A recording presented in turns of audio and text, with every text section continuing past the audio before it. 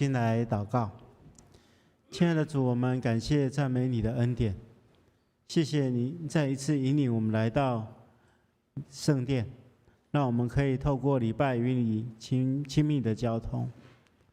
主啊，今天我们要恭守圣餐，也透过圣餐再一次思想主耶稣基督为我们所做的一切。求主让我们在预备自己与你亲密交通的过程当中帮助我们，让我们的心得以洁净，让我们用专注的灵，用敬虔的态度来敬拜你。我们也将今天服事的众同工全然交托在你手中。主啊，你与敬拜团同在，并且保守眷顾今天诗会、诗情、传讲信息，以及协助我们参与圣餐的小会员。求主与我们同在，保守眷顾所有服事的同工，在每一个细节当中，求主掌权赐恩，保守眷顾一切。我们也恳求主，你与我们的教会同在，兴起我们教会的属灵领袖，让所有的属灵领袖都能够看清楚你的心意，照你的心意去推动，也保守眷顾我们教会所有的推动的各项事工，让这些事工真正能够满足你的心意。我们特别将我们教会所设立的几个机构交托仰望在主手中，求主保守眷顾，无论在石牌的幼儿园，在三芝的安养中心，或者是在新庄的社福机构，求主与这些机构的同工同在，保守眷顾他们所推动的各项事工，用这些事工来荣耀你的圣名，以及祝福其他的人。主啊，我们在礼拜之前这样祷告，都是奉靠耶稣基督的圣名求，阿们。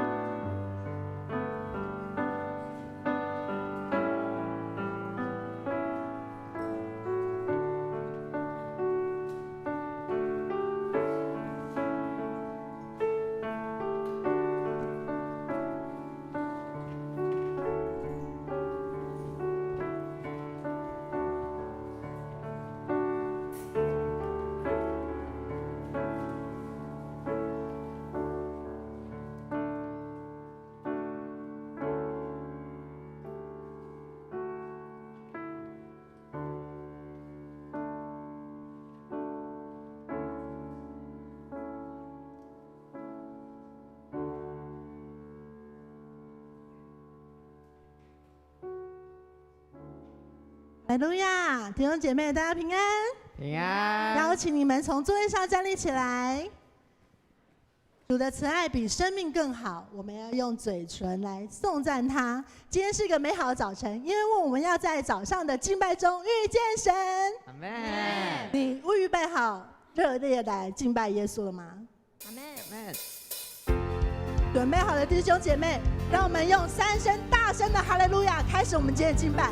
预备，哈利路亚，哈利路亚，哈利路亚，大声敬拜，大声敬拜，全心呼喊，全能的神愿你降临，慈爱双手，大能帮备，直到如今人心生机，大声敬拜。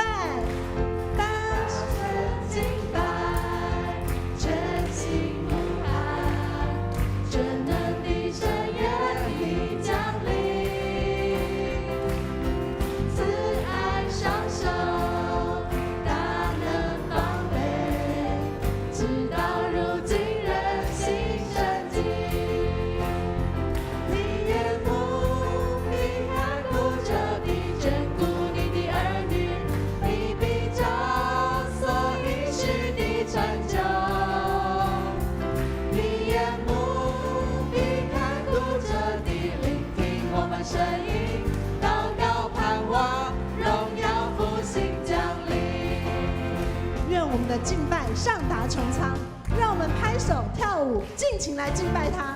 让我们一起大声敬拜我们神，让我们的敬拜充满全地。敬拜声音充满全地，高举双手，荣耀归你，专心谨守。世代代都不偏离，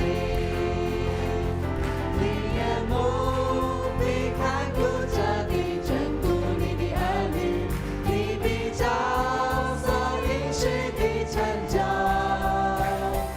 你眼目必看顾着地，聆听我们声音，祷告盼望，荣耀复兴降临。主的眼目必看顾着地，你眼目。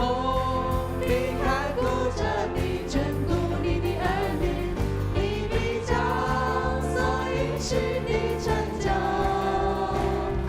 你眼目必看顾着你，聆听我们声音，祷告盼望，荣耀复兴降临。一起来宣告：是我们的宝足，心中何有满意？你的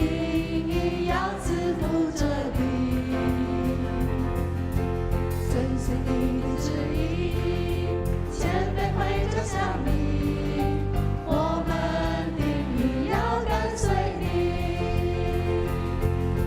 是我们的宝足，心中何有满意？你定义要赐福着你，遵行你的旨意，谦卑会走向你，我们。主的眼目看顾着你，你眼目必看顾着你，眷顾你的儿女，你必照所应许的成就。你眼目必看顾着你，聆听我们声音，祷告盼望，荣耀复兴降临。祷告盼望，祷告盼望，荣耀复兴降临。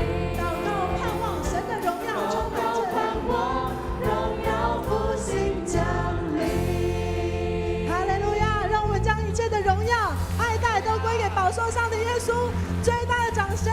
哈利路亚，哈利路亚！主，我们要在你的圣所当中瞻仰你，我也要见你的能力和你的荣耀。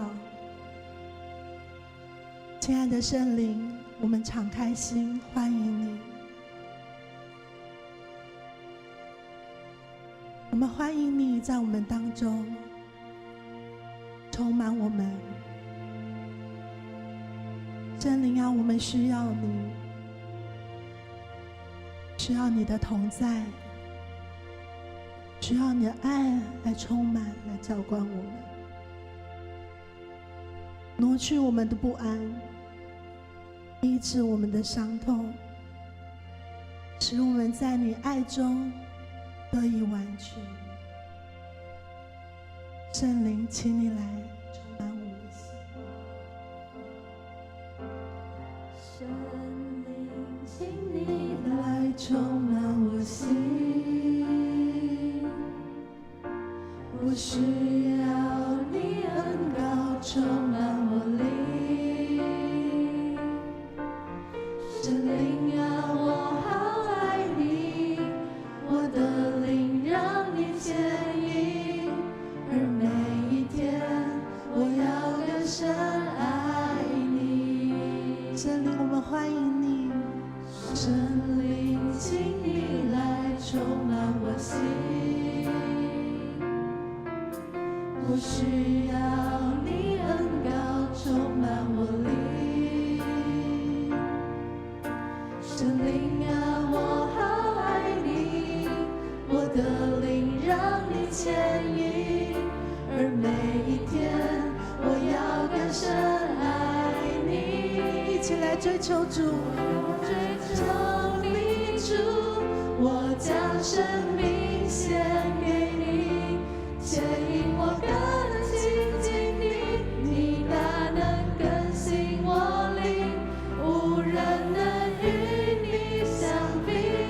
主，我仰望你的容颜，我敬拜你，在灵与真理里。敞开你的心，欢迎圣灵。圣灵，请你来充满我心，我需要你，我需要你恩膏充满我心。圣灵啊，我好爱你，我的灵让你牵引，而每一天我要更深爱你。举起你的手，追求耶稣。我要追求你主，我将生命献给你，牵引我更亲近你，你大能更新我灵，无人能与你相比。主，我仰望你的容颜，我敬拜你，在灵与真理里。更多的追求他，我要追求你主，我要追求你主，我将生命献给你，牵引我更亲近你，你大能更新我灵，无人能与你相比。主，我仰望你的容颜，我敬拜你，在灵与真理里。我敬拜你，追求你主，我将生命献给你，牵引我更亲近你，你大能更新我灵，无人能与你相比。主，我仰望你的容颜，我敬拜你，在灵与真理里。我敬拜你，我敬拜你，在灵与真理里。主，我敬拜你，我敬拜你，在灵与真理里。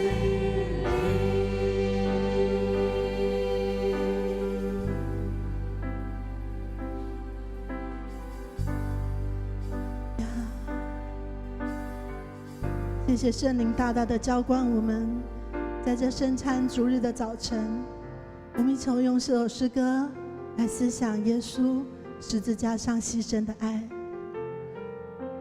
感谢耶稣，他爱我们，他爱我们到底，他总不放手。我总是不能明白，你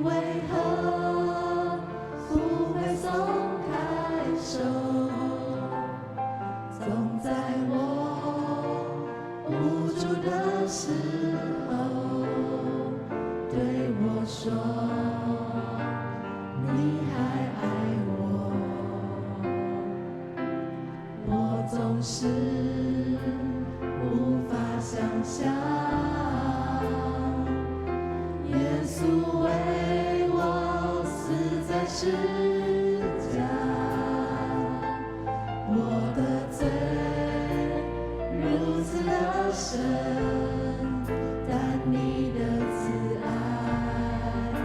显得完全，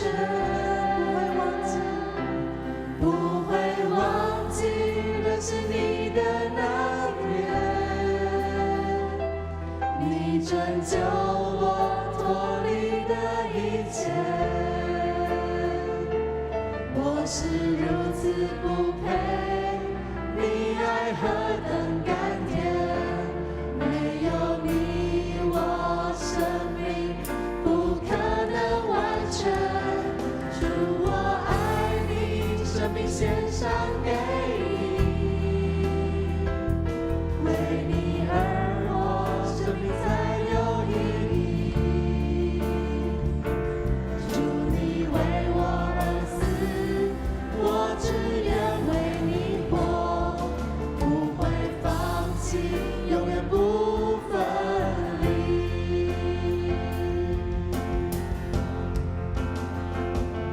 我总是无法想象，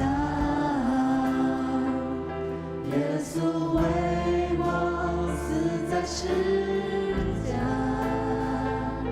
我的罪如此的深，但你的慈爱显得完全，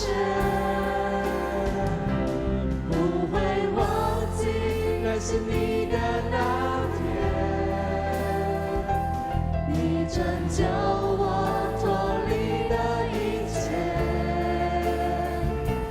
我是如此不配，你爱何等甘甜，没有你我生命不可能完全，主我爱你，生命献上给你，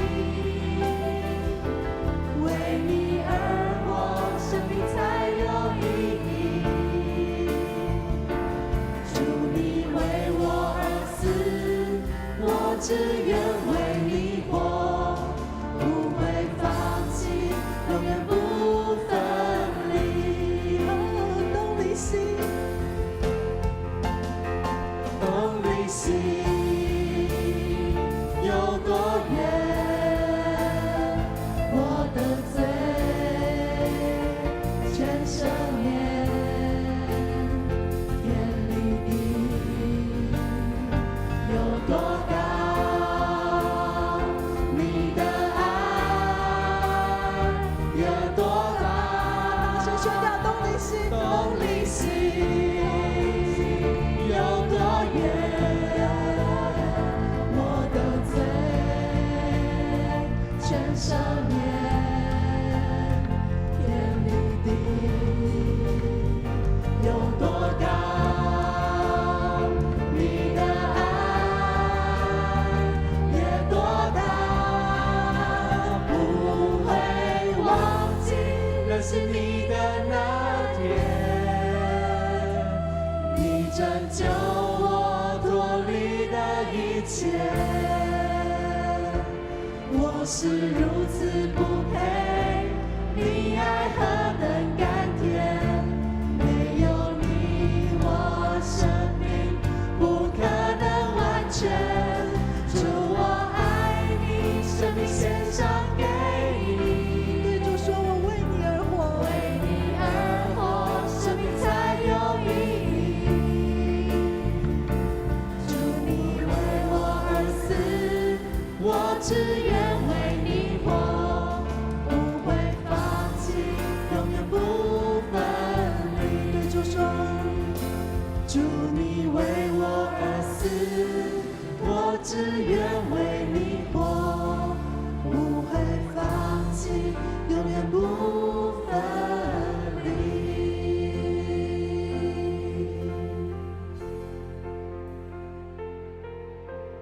主耶稣，谢谢你拯救我们的生命，使我们脱离黑暗的权势，进入光明的国度。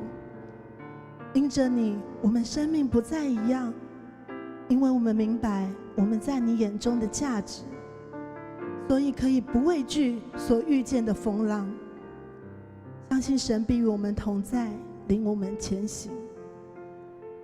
愿神悦纳我们今天弟兄姐妹在你面前的敬拜，愿我们的祷告如香陈列在神你施恩宝座前。我们祷告不完全，我们同心用主教导我们的主祷文，同心来祷告。我们在天上的父，愿人都尊你的名为圣，愿你的国降临，愿你的旨意行在地上，如同行在天上。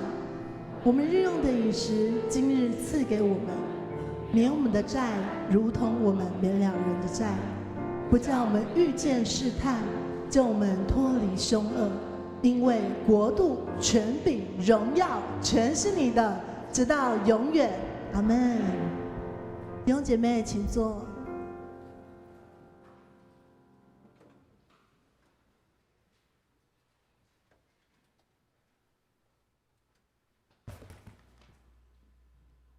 愿我们的敬拜成为馨香的祭，献给我们的神。我们一起来领受上帝的话语，记载在旧约圣经士师记6章19到24节。请翻开现代中文译本第288页。于是基甸到家里煮了一只小山羊，又用10公斤的面粉做了无酵饼。他把肉放在篮子里，把汤放在锅里，带给在橡树下的天使。上帝的天使对他说：“把肉和无酵饼放在这块大石头上，把汤倒在上面。”基甸照着做了。上主的天使伸出手上拿着的拐杖，杖端触了肉和饼，有火从大石头喷出来，烧尽了肉和饼，天使就不见了。基甸一知道他所看见的是上主的天使，就惊恐地说：“至高的上主啊，我竟面对面看见了你的天使。”23节，上主对基甸说：“平安，不要怕，你不会死。”基甸就在那里为上主筑了一座祭坛，叫它为耶和华沙龙。以上是上帝的话，愿上帝祝福遵守他的话并按着去行的人。今天主任牧师蔡正道牧师要传讲的信息是圣经人物系列基甸第2讲转变，请我们用恭敬的心来领受。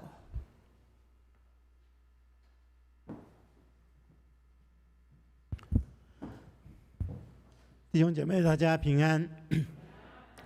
上个礼拜我们曾经分享过基甸他是一个什么样的人？当天使对他显现的时候，事实上他那个时候他是一个出身卑微贫穷的人，然后他生性是非常懦弱胆小，而且他对上帝对自己都没有信心，他的生命当中依然不完全，充满了许多的缺点。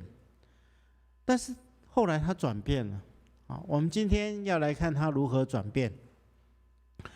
上帝的使者对基甸讲的第一句话，他对他的称呼是大能的勇士。当然，如果我们后来一直看下去，我们发现基甸真的是一个大能的勇士，但是他原本不是啊，他原本是一个懦弱的胆小鬼，他后来怎么变成一个大能的勇士呢？我们今天要来仔细的研究他让他转变的4个非常重要的因素。那我们也透过这样子来学习，在领受上帝的话语之前，同心来祷告。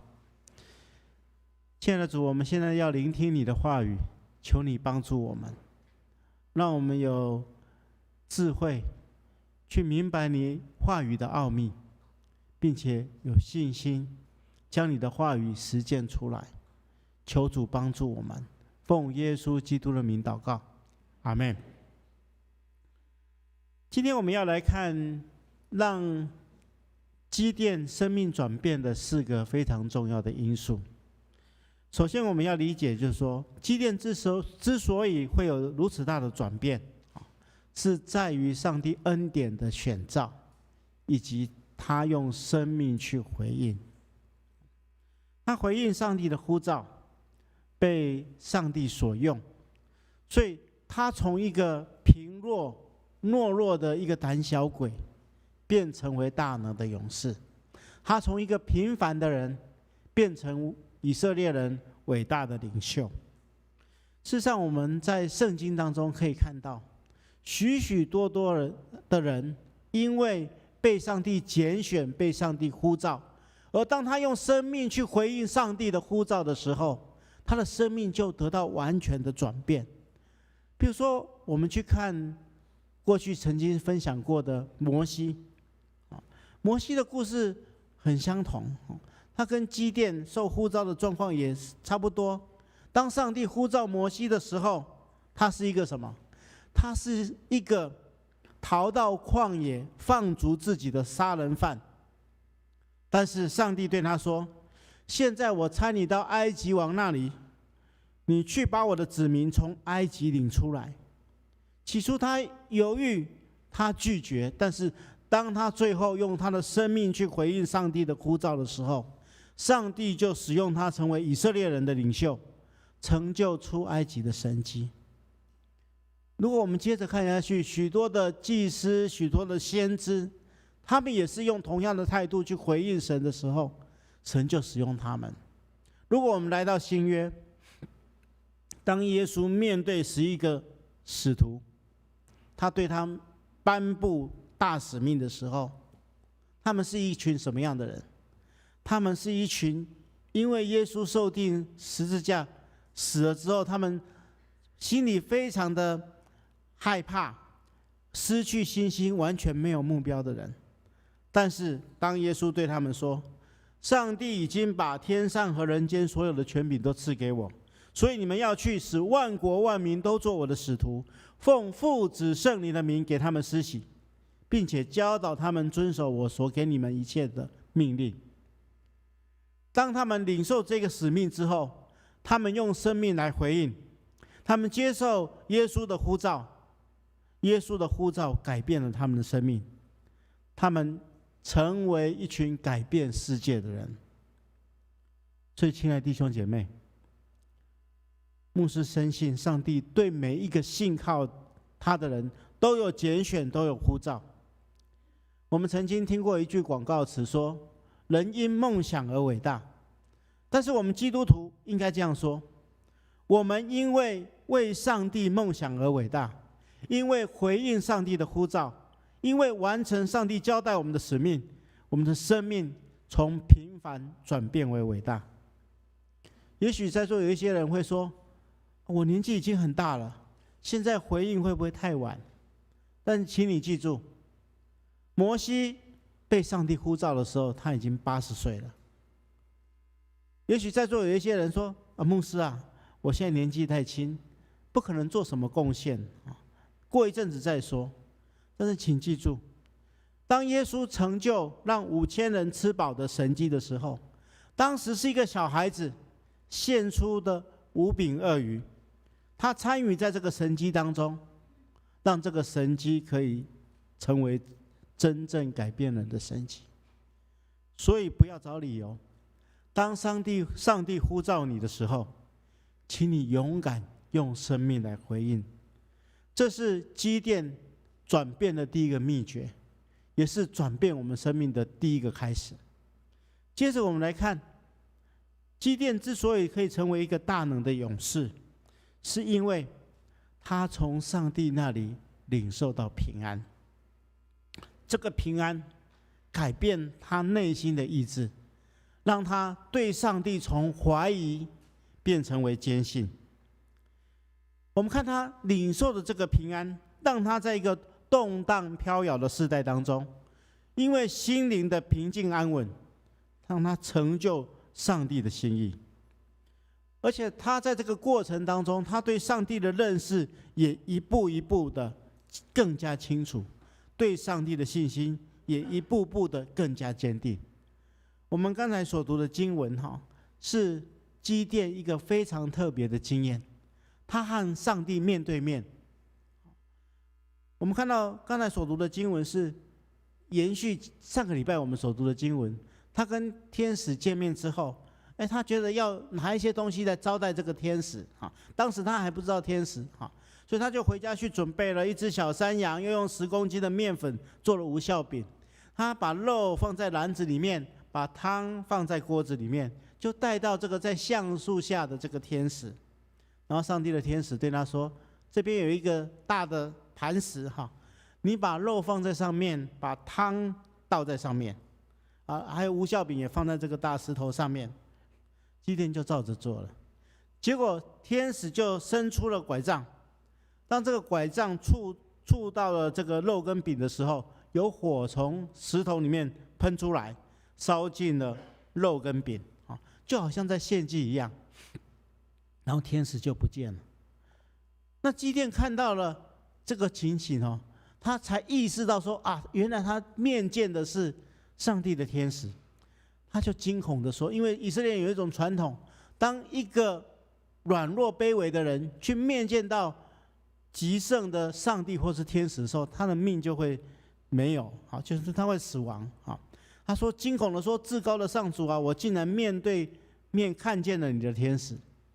就这时候上帝对他显现说，对基甸说，平安，不要怕，你不会死。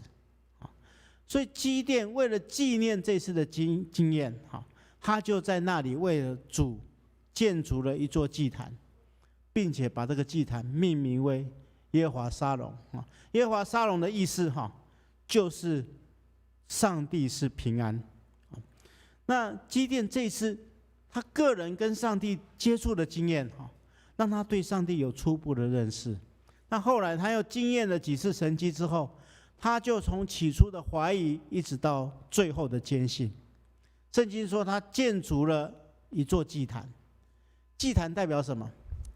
祭坛是代表一个人与上帝建立一个新的而且是亲密的关系，表明他对上帝的献身，对上帝的委身，并且用这个来做一个永恒的纪念。我们要记住要注意的就是他为这个祭坛命名为耶和华沙龙，意思是上主是平安。也就是说，他在这次与上帝的会遇当中，让他经验到什么是真正的平安。事实上，我们要理解，任何时候当我们把自己献身给上帝的时候，当你跟上帝亲密的交通的时候，平安是必然的结果。即使外在非常大的动荡，我们要记住这个时候基甸是处于一个非常混乱的时代。他外在有米甸人要攻击以色列人，他害怕的躲在榨酒池里面打麦子。但是此刻上帝告诉他说，你心中要有平安。shalom这个字这个平安这个字在旧约和合本的旧约圣经里面总共用过283次。这个字是一个非常重要的字它跟我们今天把它翻译作平安，跟台湾人所认识的平安不太一样。它所强调的是平安是在遭遇到任何情况之下都保持身心灵的健全，身心灵的健全，也就是当一个人即使外在的环境并不好，但是他因为内在有平安的时候，他可以面对平静安稳的去面对人生当中各种不同的挑战。在基甸的生命当中，第一次感受到真实的平安，即使这时候他周遭的环境并不好，米甸人来欺压他们，他必须要去征战才能够得胜。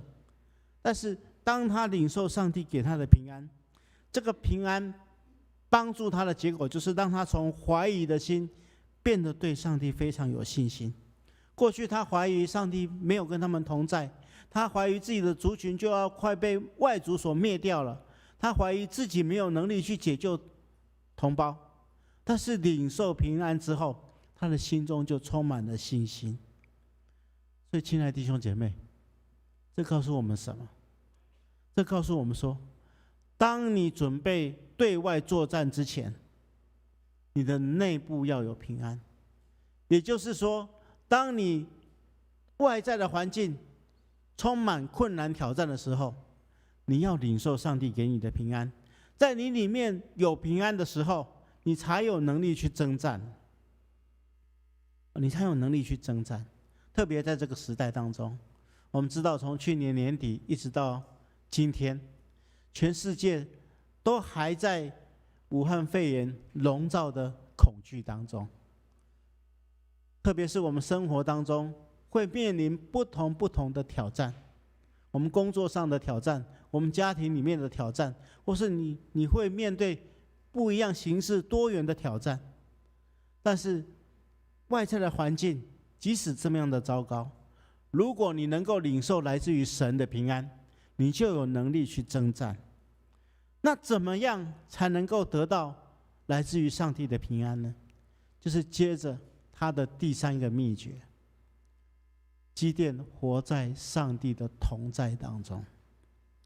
基甸之所以能够有如此大的平安，如此大的改变，并且能够感受到平安，最重要的原因就是因为上帝与他同在。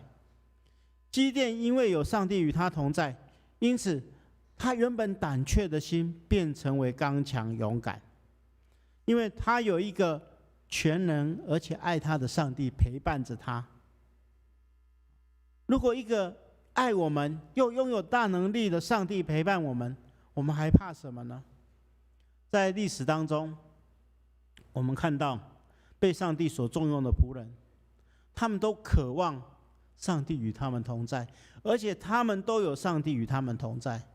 我们看亚伯拉罕，看约瑟，看摩西，以及一些君王跟先知祭司等等，这些人都渴慕上帝与他们同在，并且领受上帝与他们同在所带来的平静安稳。我们看到大卫做诗篇23篇，我们每一个人都可以把它背起来。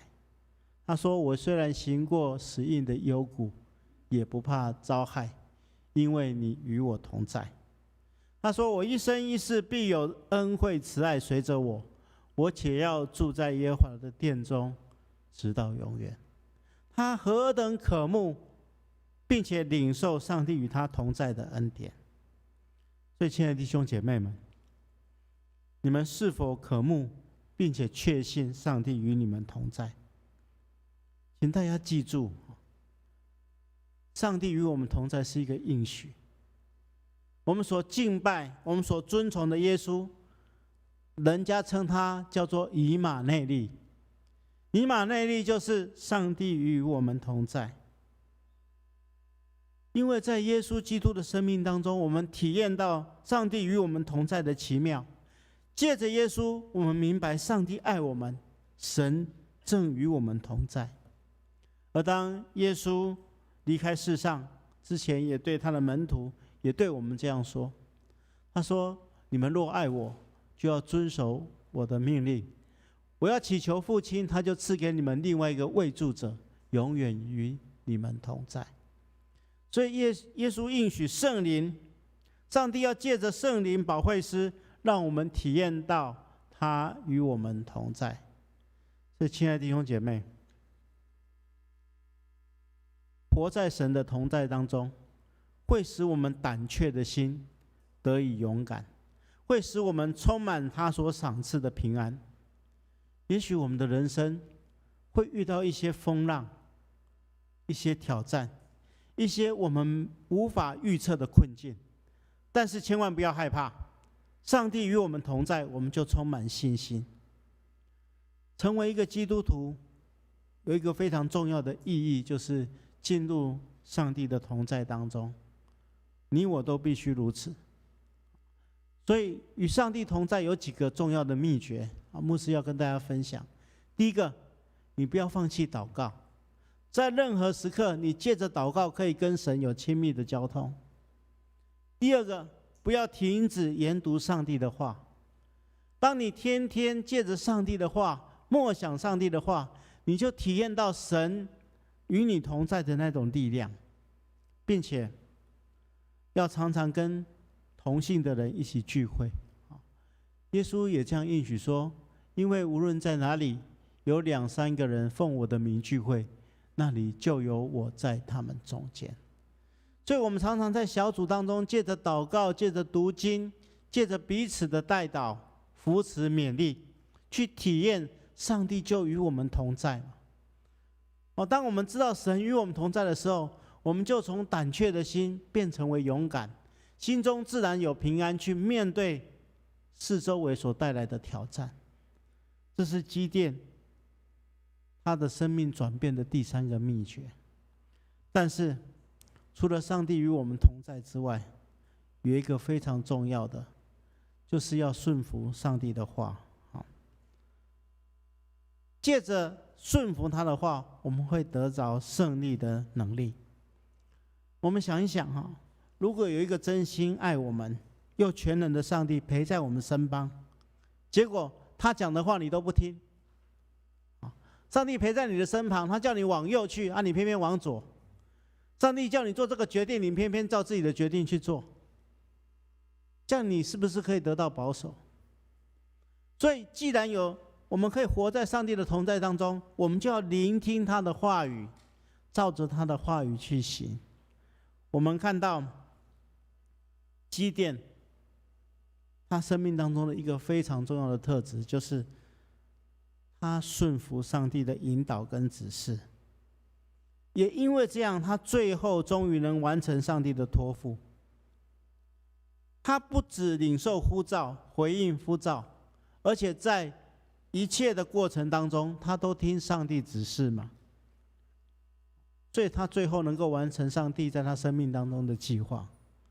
我们如果继续看下去，我们会看到一个非常奇妙的神迹啊！当上帝呼召他去跟米甸人打仗的时候，米甸人组织了一个大军，是13万5千人。面对一个这么多军队的一个敌人的时候，基甸想一想，我也要去找一些人来协助我打仗嘛。所以他好不容易去征召了3万2千人，大家要一起同心要去打米甸人的时候，上帝对基甸说：“人太多了。”如果你是基甸，你会怎么想？我找了3万2千人，好不容易找到的哦，对方是我们好几倍，这个人都不够了，你还叫我说人太多？上帝对基甸说：“跟随你的人太多了。如果我使他们打胜米甸人，他们会以为那是靠他们的自己的力量去得胜的。所以他说：你向人民宣告，谁胆怯，谁就应该回家。结果没想到这个一宣告，跑掉2/3，跑掉2万2千人，剩下1万人。剩下1万人，1万人也是蛮多的，对不对？但是上帝又对基甸说：人太多了。如果你是基甸会怎么样？会抗议嘛？怎么人会太多？人都不够了，怎么会太多？那上帝说：你还是要分别这些人。所以上帝叫他们把这些人带到水边去，看他们喝水的姿势，就最后拣选了多少人？300人。所以亲爱的弟兄姐妹，当上帝叫他把3万2千人退掉3万1700人，只剩下300人的时候，基甸有没有说什么？没有，他完完全全照办，他全然信靠上帝，他明白上帝所能做超过他所想象的。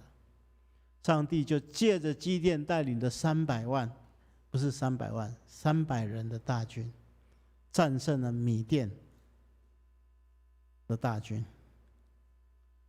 有这样的一个见证在我们眼前，其实是告诉我们，我们应该照着基甸的典范，我们也都来顺服上帝的指示，他对我们每一步的带领，我们只要照着他的指示，我们必然会在生命当中得胜。所以牧师是何等期待大家都能够专心研读上帝的话语，明白上帝的话语，顺服上帝的话语，把上帝的话实践出来。所以10月份开始，我们又有查经班了。我们这次要研读马太福音书的第5章到第6章，这是非常重要的耶稣的山上宝训。我们要用11个礼拜的时间来读这几章的经文，我们好好的研读，然后并且思想这些话语怎么实践在我们的生活当中，借此我们去体验上帝的话语所带来的力量。牧师是何等期待双联教会真正成为一个上帝要使用的教会，我们每一个人成为一个上帝要拣选、呼召、差遣他的荣耀他的器皿。愿上帝亲自赐福保守我们，我们同心来祷告。亲爱的主，我们感谢赞美你的恩，因为你的拣选呼召，我们成为你的儿女。主，我们应该对这样的拣选呼召有所回应。求主保守眷顾我们的心，赐给我们平安、刚强、勇敢的心，让我们在生命当中去体验你所赏赐一切的力量。主啊，求你亲自对我们说话，我们愿意顺服你的话语，来荣耀你的圣名。奉耶稣基督的名祷告，阿们。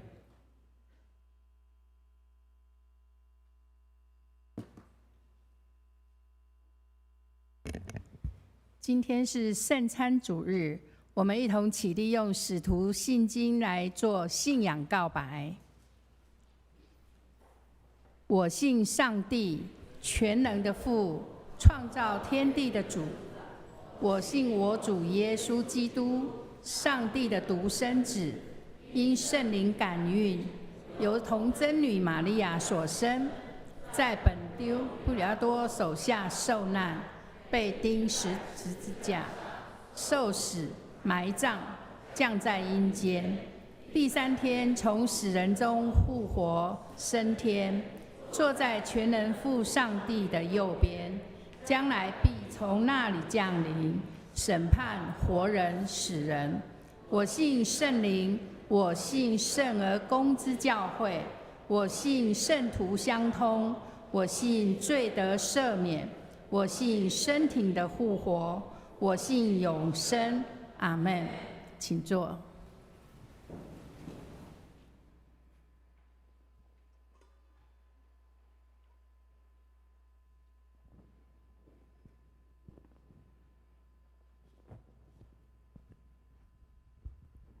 奉主耶稣基督的名，欢迎凡属于他的教会，按照教会的规矩，可以供受圣餐者一起来与主同桌，守主的圣餐。亲爱的弟兄姐妹，请大家听主耶稣对凡归向他的人所说恩典的话。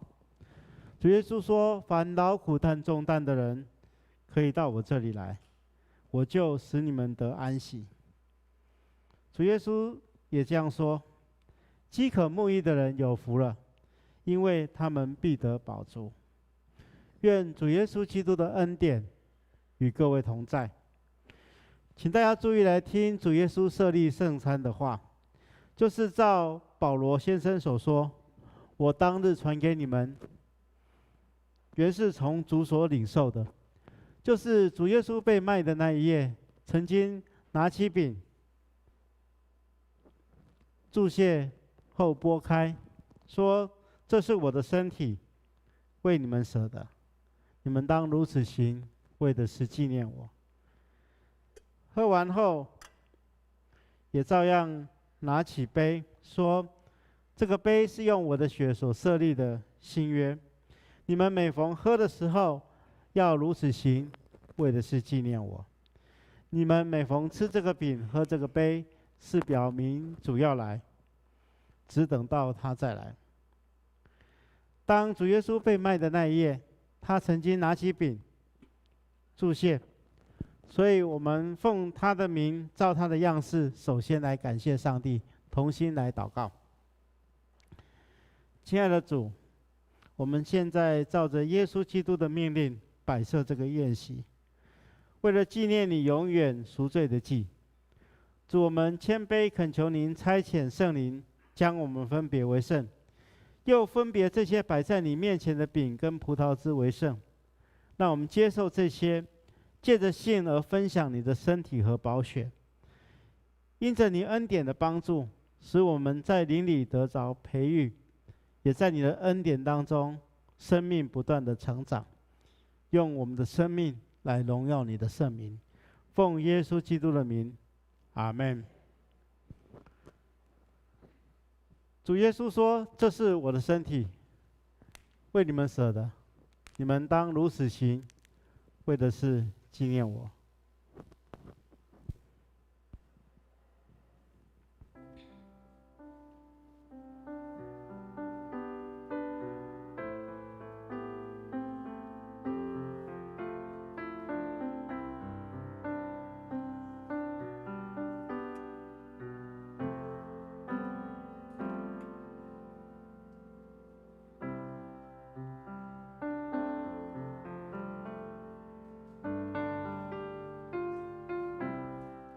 因疫情，所以我们请小会员把饼拿给你。好，我们用恭敬的态度来领受。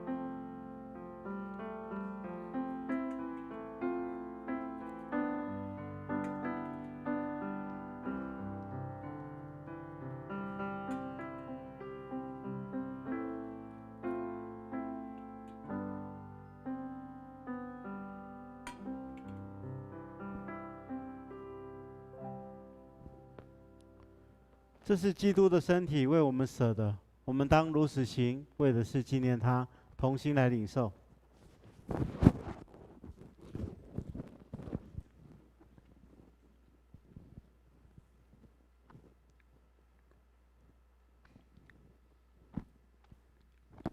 主耶稣说：“这个杯是新约，用基督的血所设立的。你们每当喝的时候，当如此行，为的是纪念我。”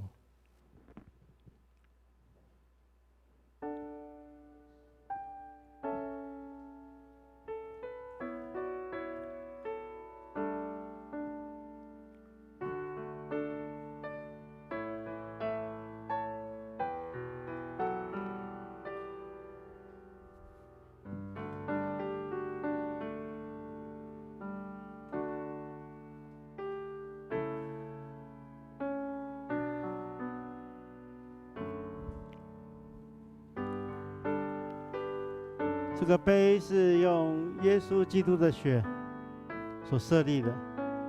我们拿到这个杯的时候，我们在心中感谢主，因他流出的宝血洗净我们的罪。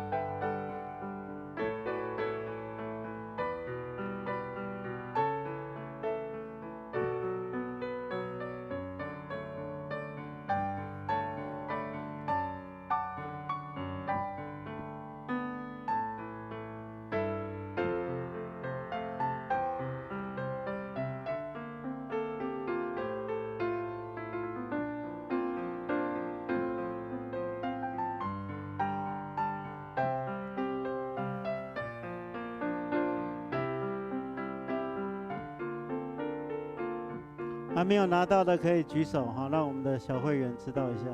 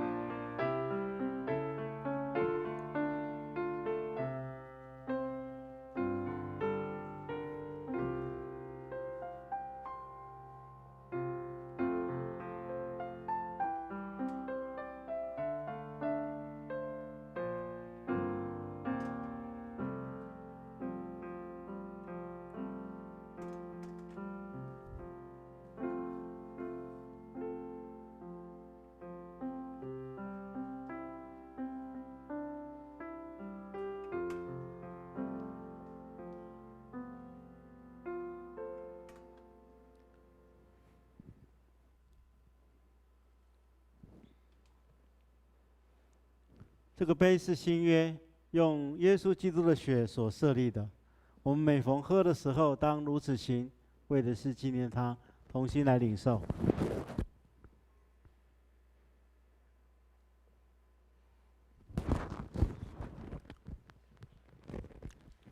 你们每逢吃这个饼、喝这个杯，是表明主的死，只等到他再来。愿主耶稣基督的平安与大家同在。我们同心来感谢，亲爱的主，我们全心感谢你，因着你极大的爱，让我们领受圣餐，作为培育我们灵魂真实的食物，也同时让我们再一次明白你真实爱我们，让我们也知道我们是满有圣子奥妙身体的肢体，就是受祝福忠实的信徒，也是你永远国度的后裔。亲爱的主，我们恳求您与我们同在。当我们在世献上自己当作活祭时，求你接纳我们，同时求你用慈爱帮助我们，让我们能持续这个圣洁的交通，从今之后更能用生命来荣耀你。奉耶稣基督的名祷告，阿们。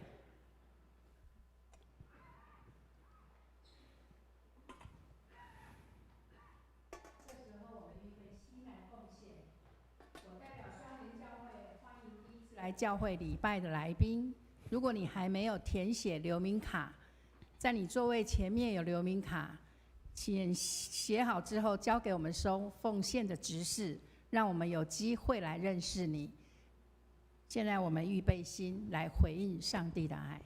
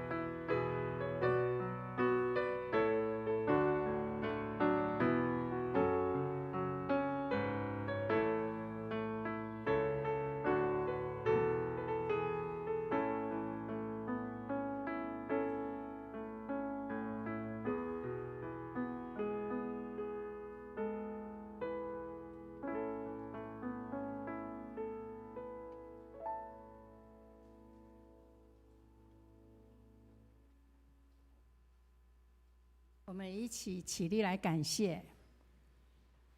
赏识丰富的神，我们向你献上赞美和感恩，求你感动我们的心，坚定我们奉献的心志，使我们甘心乐意的来向你献上金钱、时间跟我们的才能。愿我们每一个人都为你所用，使你的教会被大大的来建造。我们奉主耶稣基督的名来祷告，阿们。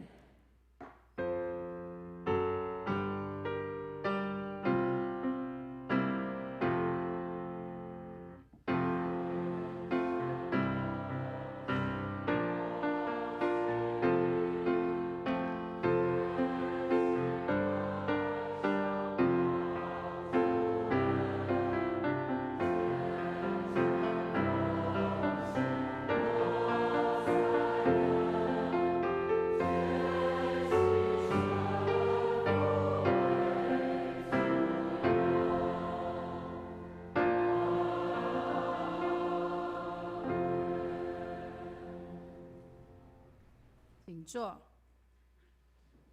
双联安养中心设立满20周年纪念，我们邀请双联安养中心赖明妙院长来跟我们事工的报告。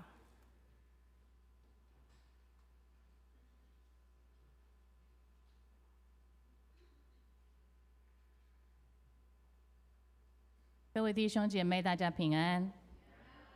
很感谢今天有这个机会，能够让我们从三芝来到这边，跟各位弟兄姐妹来分享我们双联教会因着神的爱，在三芝所设立的双联安养中心的事工。双联安养中心，它是从2000年第1期的一个落成，2003年第2期扩建，再到2010年第3期，然后一直到去年开始，我们做第4期的一个新建工程。安养中心服务有432位长辈，分别有安养，就是生活可以自理、行动方便的长辈，还有养护，因为失能而需要我们工作人员提供照顾的长辈。另外，失智症照顾专区照顾着失智还不失能的长辈，一共有432位。在安养中心，我们提供的不只是身体健康的照顾，也很注重心理健康的一个支持。更重要的是，在信仰、灵性上，怎么给予我们的长辈有众多的一个关顾。也因为这样子，所以在教会能够支持安养中心，用比一般的机构还要更多的人力，包括中心的员工，包括三芝分堂，总共超过210位的工作人员同工，在那里照顾着432位长辈。在安养中心，我们提供长辈全方面的一个生活照顾，食衣住行、娱乐、医疗，生活上面能够遇到的问题、需求，我们都提供服务。包括饮食3餐、每天的洗衣洗涤的服务，在居住的环境，这是我们美丽广大的一个绿意盎然的园区。那在建物里面，长辈的住房包含养护、失能、安养健康型长辈，还有失智专区，以及有很多无障碍的公共设施还有健康促进广场等等。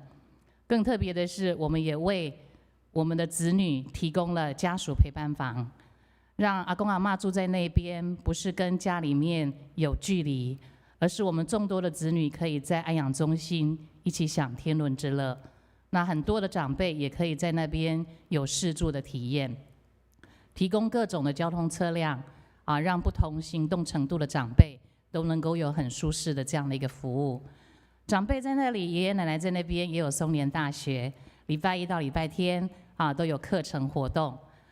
那另外各种节期、休闲、文康、娱乐活动，让长辈在那边的日子可以很丰富、很多元，而不是等吃、等住、等上天堂的3等的一个老人。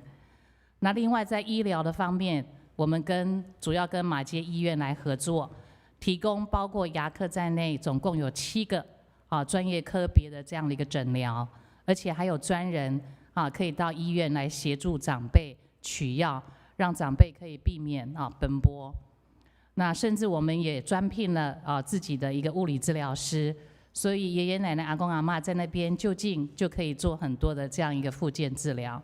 也因为有3支分堂的设立，所以长辈们在安养中心有很多的主日礼拜聚会小组，那也提供长辈到人生最后阶段的临终照顾的一个关怀。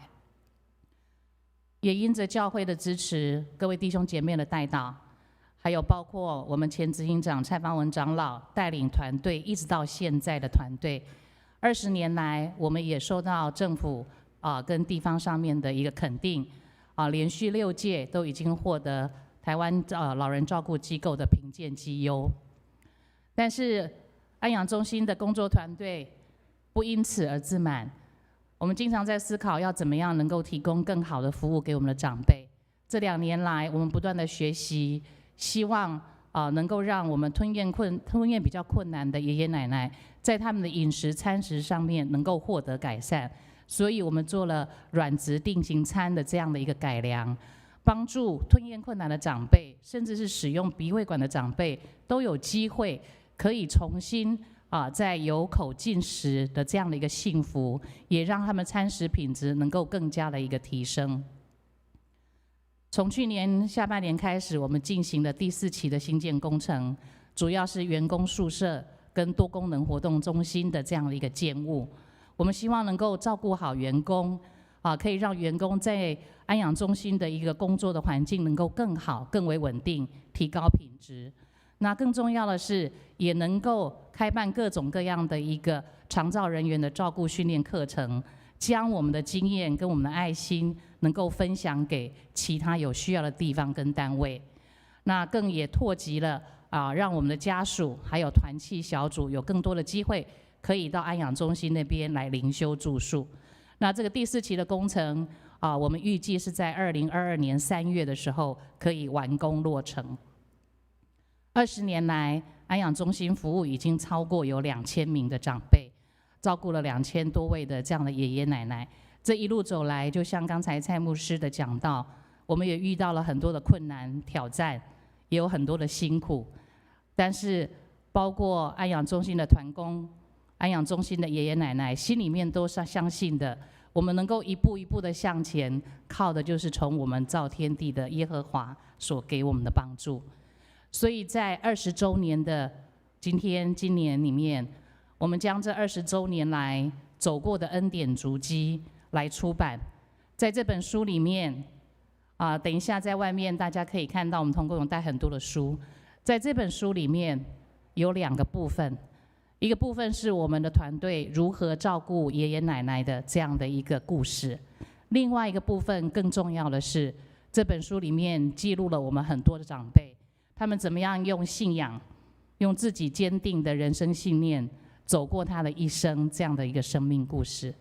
那我们特别出版这本书，希望这本书能够分享给更多的人所以我们办了爱心公益书捐活动，只要捐款，我们就制赠1本书，而这本书大家可以留着自己珍藏细细的品读，更可以把这本书送给我们的亲朋好友。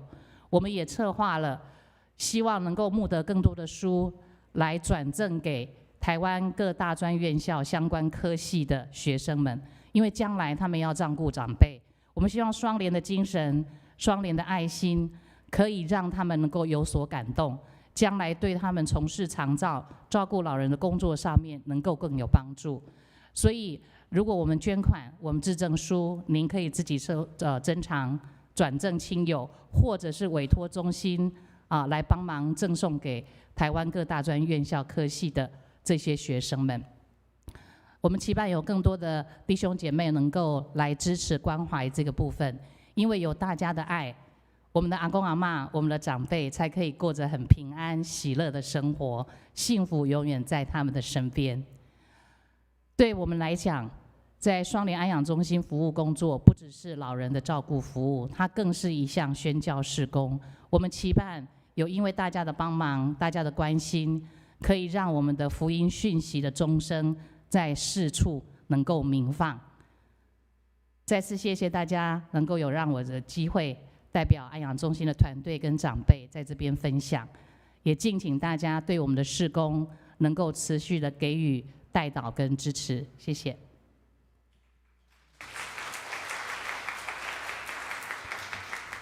就让我们一起来关心支持长辈的事工哈，让爱传递下去。好，我现在来报告，我们一起来关心教会事工，请翻开周报第5页。第一点，小会的事工，自9月份起，青少年牧区与儿童牧区由彭荣道牧师来负责。我们也成立了社青牧区，由杨新照牧师跟梁维珍牧师负责。第二点，肢体关怀，恭喜本会的会友周庆博弟兄与翁守约姐妹，他们定于9月19号礼拜六下午2点，在济南长老教会举行结婚感恩礼拜，愿上帝赐福新人和他们的全家。本会的会友荒兆明弟兄于9月9号安息主怀，请兄姐关心与代祷，愿上帝安慰遗嘱。第三点，全教会的培灵会定于9月19号礼拜六早上9点40分到下午4点半，在10楼礼拜堂。那我们邀请到庄孝胜牧师来演讲。那这个是需要报名的，每一个人需要付100块，这是包含午餐、点心跟讲义费哦。那报名到今天为止，那请跟办公室的石温会跟谢应干事来报名。那刚刚安养中心的就是在10楼礼拜堂走廊有拍照打卡买书的一个活动哦，请大家一起来共襄盛举。以上报告。如果还有许多的事工，请兄姐自行来参阅周报，并一起来关心。那请主任牧师来补充及欢迎来宾。大家平安。我首先来介绍第一次来跟我们一起礼拜的弟兄姐妹。这边有陈爱玲女士，陈爱玲一下在这边哈，欢迎，是来自于中立哈，欢迎。好，那其他有没有第一次来跟我们一起礼拜没有介绍到的？那欢迎我们的贵宾，待会到我们的贵宾室去哈，做进一步的介绍跟接待。那牧师要跟大家说，等一下我们结束的时候哈，我们尽可能从前面2个门出去哈，让这个可以比较顺利一点哈。那外面可以在那边打卡照相，也可以在那边买书哈。那愿上帝亲自赐福保守我们。我们这时候一起起立。来唱最后的诗歌。